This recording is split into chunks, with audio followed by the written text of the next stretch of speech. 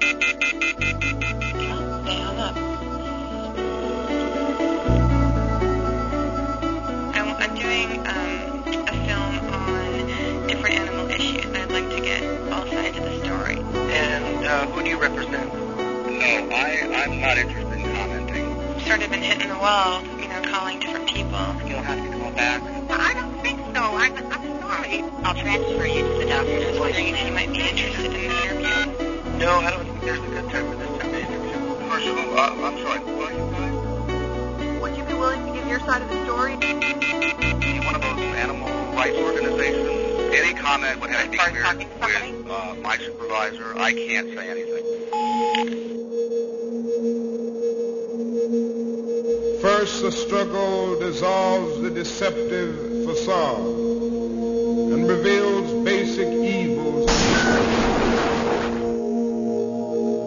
Before a protest can be approved by responsible leadership, they must answer the following questions. Do we have a just grievance? We first used every form of normal means to eliminate the problem by negotiation, petition, and appropriate appeals to authority. When we embark upon any type of lawbreaking, we prepared to accept the consequences. No one can scorn nonviolent direct action or civil disobedience without canceling our history. My name is Shannon Keith, and I'm an animal rights lawyer and making a documentary film on the animal liberation front.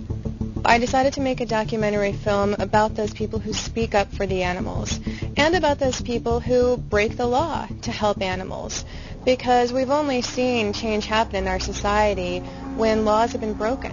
Every social justice movement has been made of people that are willing to sacrifice. That's what's going to make the animal rights movement successful. Direct action is taking action for animals now.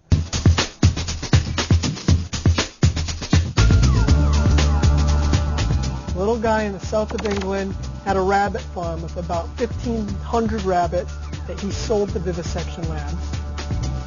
Very few laws in place to protect the animals that are kept in those places, and the same with laboratories. And when I realised these places existed, I went out looking for them, and I still do, to find cruelty, to expose these places for what they are. The campaign started on a Sunday, and it ended the following Saturday. Our group went down on Monday. We did our protest. We yelled, we screamed, we held signs, caused a bunch of havoc. We had regular pickets at the farm to make them aware that we were there and we were going to stay there. We were there for the duration until the farm closed. Bill Pritchard, the owner of Regal Rabbits, got it into his head that he wasn't going to back down from these grassroots animal rights people. We're just protesters. He put up security fences, cameras, even hired a few guards.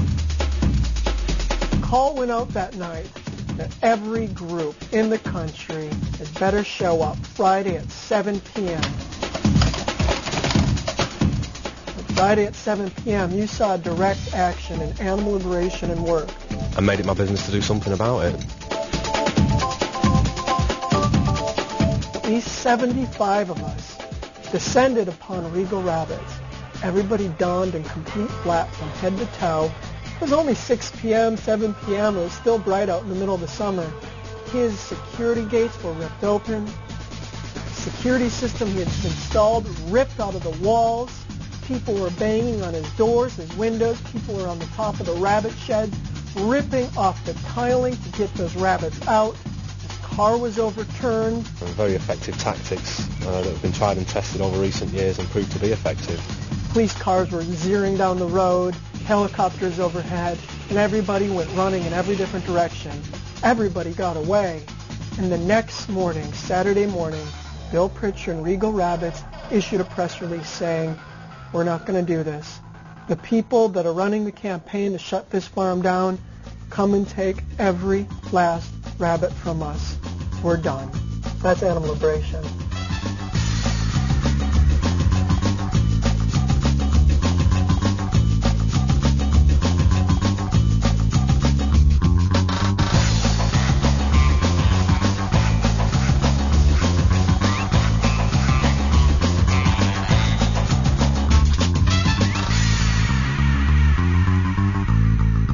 John Feldman. I'm in a band called Goldfinger, who tours a lot, and I also produce bands. Baby, when I think about you, I think about love.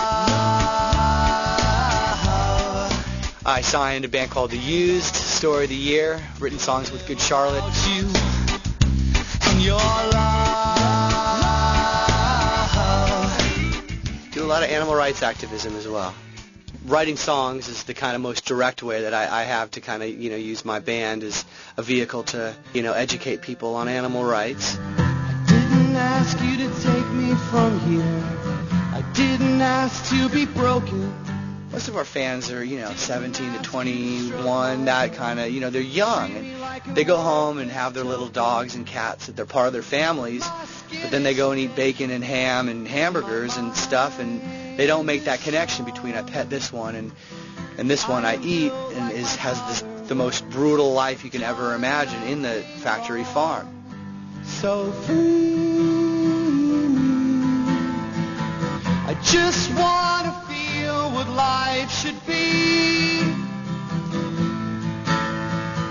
I just want enough space to turn around and face the truth. I feel like because I know this and, I'm not ignorant any longer, that it's my duty to talk about this in my records. And, it's definitely something worth fighting for. What happened to dignity? Did it go away again?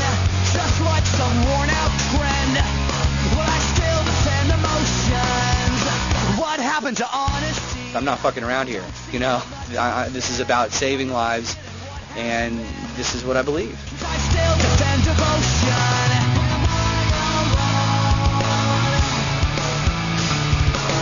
Don't wanna rest, don't wanna breathe, but I wanna hear about life. I completely support what the Animal Liberation Front does, as far as rescuing animals from laboratories and from factory farms.